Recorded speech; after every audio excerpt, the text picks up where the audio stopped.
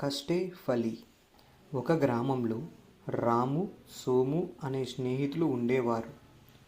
వాళ్ళకి ఉన్న ఊర్లో సరైన పని దొరక్క జీవనం ఇబ్బందిగా గడవటంతో పని కోసం నగరానికి వచ్చారు.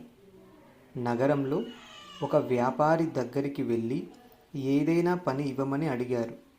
ఆ వ్యాపారి వాళ్ళిద్దరికీ చెరో ఫేంబుట్ట ఇచ్చి తన తోటలో ఉన్న బావిలో నీళ్లు తోడి తెల్లారేసరికి తోటకు నీరు పెట్టమని ఆదేశించాడు.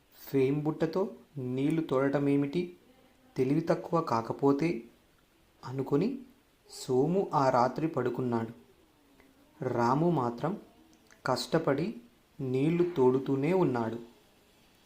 కొన్ని గంటల తర్వాత నీళ్ల బుట్టలోకి బంగారు నాణేలు వచ్చాయి.